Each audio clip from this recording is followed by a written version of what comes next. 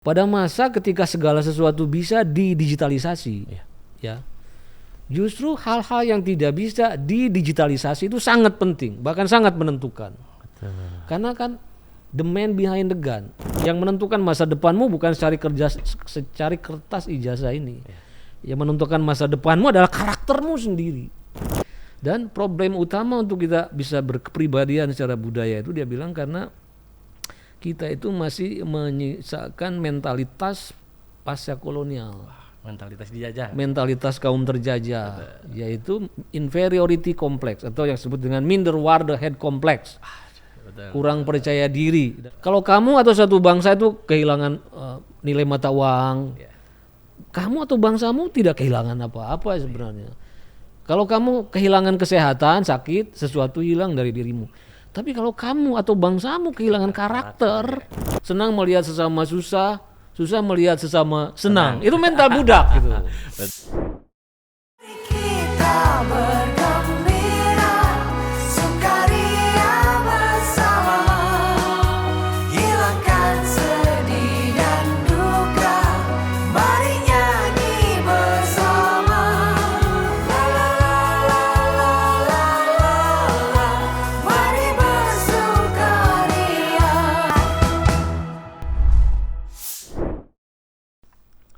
Kepalkan tangan persatuan untuk Indonesia Raya, merdeka! Sobat BKN, terima kasih telah kembali lagi bercengkrama dengan kami di BKN PDI Perjuangan, yang pada tahun 2023 ini, di bulan Juni, dalam rangka memperingati bulan Bung Karno selama 1 bulan penuh, kita akan ngobrol-ngobrol seru, mengupas tentang hal-hal yang berkaitan dengan Bung Karno. Bersama saya terhadir Kang Yudi Latif, Ketua Badan Pembinaan Ideologi Pancasila tahun 2017-2018. Apa kabar Kang Yudi Latif? Selamat sore. Terima kasih telah hadir di BKN PDI Perjuangan dan untuk mengobrol bersama kami mengenai Bung Karno dan pendidikan karakter bangsa di Indonesia ini. Lanjut, boleh masuk langsung ke pertanyaan Pak Kang Yudi? Silakan. Oke, saya mulai langsung ya pertanyaan. Mengapa pembangunan karakter bangsa ini lebih penting bagi upaya pengisi kemerdekaan bangsa Indonesia? Mengingat Bung Karno merupakan seorang pemimpin yang tidak hanya seorang pejuang saja, namun juga, beliau juga seperti yang banyak orang tahu, beliau juga seorang pemikir yang handal. Jadi menurut Kang Yudi, kira-kira apa sih yang membuat pembangunan karakter bangsa di Indonesia ini dinilai lebih penting begitu untuk mengisi kemerdekaan? Baik, jadi kan Bung Karno sering mengatakan begini ya, kemerdekaan itu tidak menyudahi soal-soal gitu. Karena kemerdekaan juga menimbulkan soal-soal baru gitu. Tapi dia bilang kemerdekaan juga menyediakan cara untuk menyelesaikan soal-soal baru itu. Hanya ketidakmerdekaan jiwa lah yang membuat kita tidak bisa menyelesaikan soal-soal baru itu gitu. Ya. Jadi merdeka dari penjajahan itu bukan berarti ujung perjuangan. Bahkan Bung Karno sendiri mengatakan kan kemerdekaan dari penjajahan itu baru jembatan emas. Artinya itu penting, tapi perjuangan belum selesai. Karena perjuangan sesungguhnya setelah Indonesia merdeka melintasi jembatan emas itu, di sanalah ya perjuangan sesungguhnya itu harus kita lakukan. Dan dia mengatakan bahwa kalau kita memperjuangkan kemerdekaan itu berhasil dengan namanya itu mempancasilakan revolusi, maksudnya revolusi perjuangan itu didarahi oleh semangat persatuan, semangat jiwa Pancasila yang berkobar mengatasi paham-paham persoalan golongan, kita mau bersatu demi merdeka gitu. Tapi dia bilang setelah kita merdeka, kita tidak cukup untuk mempancasilakan revolusi, tapi kita harus merevolusikan Pancasila. Jadi Pancasila itu jadi ideologi kerja untuk memperjuangkan cita-cita kemerdekaan. Jadi bangsa yang merdeka, bersatu, berdaulat, adil dan makmur. Itu kita tidak cukup hanya sampai bersatu, tapi harus menjalankan visi dan misi negara itu. Nah makanya kan Bung Karno kemudian dari filosofi Pancasila itu diterjemahkan ke dalam satu ideologi kerja. Ideologi kerjanya yang dia sebut sebagai Trisakti itu. Jadi Trisakti adalah satu cara untuk membuat ideologi Pancasila itu menjadi sesuatu yang working ideology dengan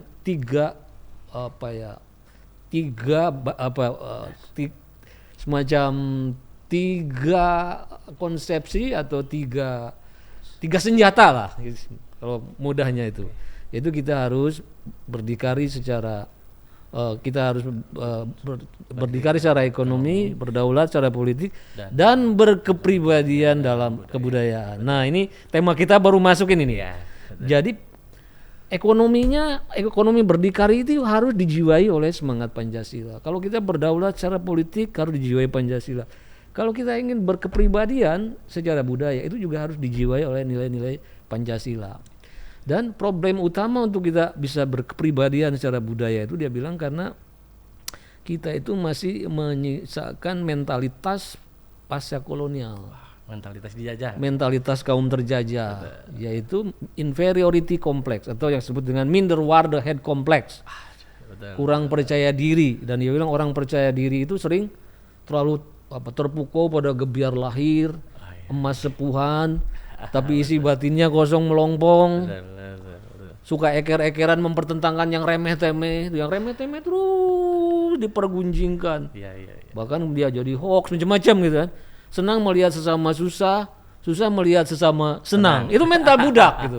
Betul. Nah, maka dia bilang ini warisan mentalitas kolonial ini gak bisa menjadi sarana untuk membuat Pancasila itu betul-betul jadi kekuatan perubahan. Jadi kita memerlukan prasyarat mentalnya, prasyarat kejiwaannya, prasyarat karakternya. Dan kepribadian ini harus benar-benar menggemakkan nilai-nilai Pancasila sebagai nilai-nilai kepribadian bangsa. Jadi kira-kira gitu. Dan apa yang dikemukakan oleh Bung Karno itu makanya kan sekarang mendapatkan banyak pembenar dari berbagai ilmuwan bahwa kita tahu kan ada peribahasa mengatakan when well is lost nothing is lost, when health is lost something is lost, when character is lost everything is lost. Betul. Kalau kamu atau satu bangsa itu kehilangan nilai mata uang, kamu atau bangsamu tidak kehilangan apa-apa sebenarnya. Kalau kamu kehilangan kesehatan, sakit, sesuatu hilang dari dirimu. Tapi kalau kamu atau bangsamu kehilangan karakter, apapun yang kita miliki, kekayaan alam, kepintaran, itu tidak bermakna, ya. Nah, oleh karena itu kan kita perlu namanya nation and character building itu. Apalagi kan kita ini masyarakat majemuk, ya. Masyarakat majemuk ini menyatukannya lebih sulit ketimbang masyarakat yang relatif homogen, ya. Padahal tidak ada pembangunan tanpa dimulai oleh kemampuan kita untuk menyatukan. Ya, ini kalau kita boleh punya sumber daya alam, kita punya keterampilan, tapi kalau kita tengkar melulu, energi nasional kita akan habis untuk hal-hal yang remeh-temeh kan. Nah, untuk itu kita harus memiliki jiwa yang bisa berkobar, yang bisa segala keragaman ini bukan jadi pangkal sengkarut, ya, tapi segala keragaman ini elemen-elemen setiap etnis agama tuh, elemen-elemen kekuatannya, lokal jeniusnya tuh harus bisa dipersatukan dan menyatukan elemen-elemen jenius dari tiap lokalitas hanya bisa oleh mereka yang punya jiwa besar. Oke, betul. Makanya Bung Karno juga sering mengatakan bahwa yang lebih besar dari seorang Gandhi adalah jiwanya Gandhi, kan gitu. Betul. Kang Yudi tadi, Kang Yudi sedikit membahas soal kepribadian dalam budaya, dalam kebudayaan. Apakah kemudian langkah upaya pembangunan karakter bangsa tersebut dapat dapat menjadi sandaran atau dasar supaya pembangunan karakter itu jadi lebih optimal gitu, dari berkepribadian dalam budaya itu? Iya, jadi kan sekarang ini sudah menjadi semacam paradigma yang sedang tren, ya. Jadi kalau menurut Amartya Sen sebenarnya kan hakikat pembangunan itu pada dasarnya hakikat untuk meningkatkan kualitas manusia. Kalau kita bicara kualitas manusia, itu adalah manusia dengan segala keistimewaannya, excellent in knowing, excellent in making, keterampilan, dan excellent di dalam karakternya gitu. Saya mengibaratkan manusia atau bangsa yang sehat itu seperti pohon yang menjulang tinggi gitu. Pohon menjulang tinggi itu akarnya harus kuat, batang pohonnya tinggi menjulang, cabang rantingnya terjurai rapi, daunnya rindang, buahnya ranum. Akarnya ini karakter gitu. Kita boleh pinter, boleh berpendidikan tinggi, tapi kalau karakter kita lembek, tidak bisa dipercaya, tidak punya fighting spirit, tidak punya keberanian untuk memperjuangkan kebenaran, keadilan, itu seperti diterpa angin tuh mudah roboh. Pasti. Itu yang menjelaskan bahwa ijazah saja tidak cukup. Nah ini menarik juga ya, Soekarno sekali waktu kan berkisah ya, waktu dia di wisuda di ITB, dulu namanya Teknik August School, kita tahu waktu itu kebanyakan mahasiswanya kan mahasiswa Eropa. Jadi beliau juga tidak berpretensi, rektornya itu cukup mengenal dia gitu. Tapi begitu menyerahkan ijazahnya ke Bung Karno, tangannya diguncang-guncang oleh rektornya. Karno, ini saya serahkan ijazah ini pada kamu. Ijazah ini mungkin bisa hilang atau mungkin kamu robek, gak masalah. Yang menentukan masa depanmu bukan secari kertas ijazah ini. Yang menentukan masa depanmu adalah karaktermu sendiri. Dan Bung Karno bilang itulah yang paling berkesan selama saya studi di ITB. Dan memang kita tahu bahwa Bung Karno tidak pernah terlalu menggunakan ijazahnya gitu. Iya, pasti. Dia sempat sebentar lah menjadi punya project lah untuk membuat jembatan atau apalah. Tapi sisanya kita tahu bahwa beliau ini berkembang kepada kekuatan karakternya. Bahkan setelah beliau keluar dari penjara Bajoy kalau nggak salah, kemudian atau Sukamiskin gitu, ketika ditanya, Bung, apa yang akan dilakukan setelah kamu keluar dari penjara? Beliau berkata kan bahwa Elang Raja Wali tidak akan berubah menjadi burung nuri hanya karena di penjara gitu kan. Saya masuk penjara karena memperjuangkan satu hal yang saya yakini itu perjuangan moralku, dan saya akan keluar dengan perjuangan yang sama. Itu kan mencerminkan kekuatan karakter. Jadi karakter itu akar yang kuat. Baru setelah itu literasi, numerasi, ilmu pengetahuan ngikuti setelah itu. Tapi jantungnya itu, mau itu kita sebagai pribadi manusia maupun bangsa, itu karakter itu menjadi penentunya gitu. Makanya kan kalau kita lihat bangsa-bangsa ya yang punya daya kompetitif yang tinggi di dunia, itu bangsa-bangsa dengan karakter yang kuat. Dan ini kan globalisasi itu jadi paradoks. Artinya di satu sisi globalisasi itu meluberkan batas-batas teritorial suatu negara bangsa. Tapi kita lihat negara yang paling banyak mengambil keuntungan dari globalisasi adalah bangsa-bangsa dengan nasionalisme, dengan karakter yang kuat gitu. Nah itu. Oke, tadi Kang Yudi juga sempat membahas soal karakter, terlepas dari berkepribadian dalam budaya juga tadi sangat menitik beratkan dalam soal karakter. Tadi Kang Yudi menceritakan soal Bung Karno dibilang bahwa kalau ijazah saja tidak akan membuat Anda kehilangan karakter Anda gitu misalkan. Tapi lalu kemudian saya mau menanyakan bagaimana seharusnya generasi muda saat ini memaknai pemikiran Bung Karno dan pembangunan karakter dalam mengisi dan membangun kemerdekaan yang sudah sudah dibangun dan sudah diletakkan dasarnya oleh para founders kita gitu. Ya, ini pertanyaan menarik karena kan sekarang di mana-mana kita bicara ini kita memasuki era industri 4.0, era society 5.0, dan orang-orang di mana bicara artificial intelligence, big data, connectivity. Jadi seolah-olah yang penting dalam hidup ini menguasai hal-hal teknis seperti itulah gitu. Itu yang dibicarakan di kalangan milenial, generasi Z, bagaimana melek IT, melek artificial intelligence gitu. Tapi gini, pada masa ketika segala sesuatu bisa didigitalisasi, ya, justru hal-hal yang tidak bisa didigitalisasi itu sangat penting, bahkan sangat menentukan. Karena kan the man behind the gun. Jadi alat yang sama digunakan oleh orang yang berbeda, itu hasilnya beda. Betul pasti. Indonesia kalau jumlah gadgetnya itu hampir 2 kali lipat dari jumlah penduduknya gitu. Betul. Pasarnya sekali. Dan sebenarnya secara teknis anak-anak Indonesia tidak buruk-buruk amat. Buktinya anak-anak baru usia 5 tahunan aja bisa mengoperasikan gadget. Persoalannya kemampuan teknis kita ya menguasai teknologi digital ini, kalau kita tanya apa berfungsi gak meningkatkan kehidupan kita, bisa gak menolong para petani, nelayan, dan memecahkan problem-problem bangsa Indonesia sendiri. Nah itu kan persoalannya. Betul. Penguasaan teknis itu berkontribusi bagi penyelesaian memecahkan masalah bangsa ini. Indonesia ini. Ternyata kan banyak yang tidak terlalu signifikan gitu. Nah oleh karena itu sekali lagi, pada masa ketika segala sesuatu bisa digitalisasi, hal-hal yang tidak bisa didigitalisasi itu sangat penting. Apa yang tidak bisa digitalisasi itu?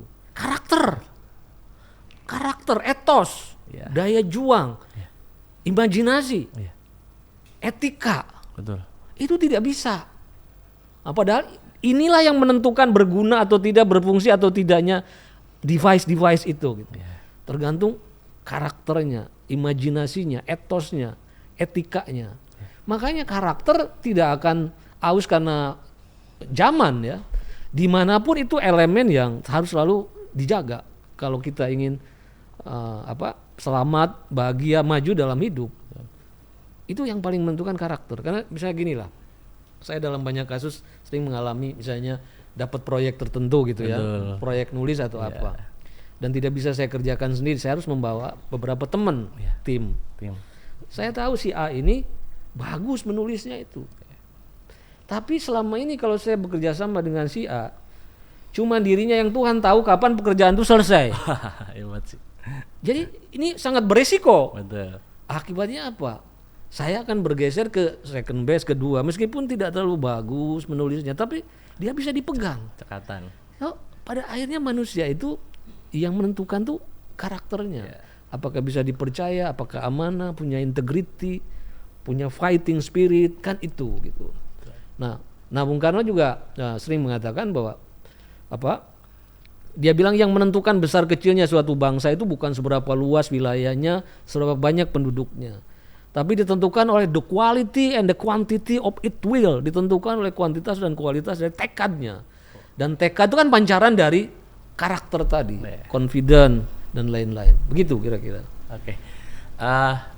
Terima kasih atas paparan dari Kang Yudi. Ini obrolan yang luar biasa menarik, luar biasa sekali. Meskipun obrolan kita tadi mengenai soal pendidikan karakter bangsa dan pembangunan karakter bangsa ini agak berat tentunya karena membahas hal-hal yang sangat dasar begitu bagi pembangunan karakter bangsa kita.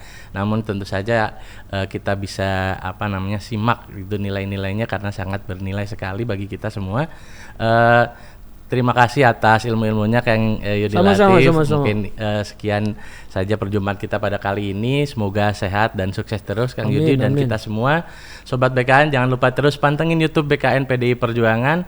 Mari ramaikan bulan Bung Karno tahun ini. Kepalkan tangan persatuan untuk Indonesia Raya. Merdeka! Merdeka!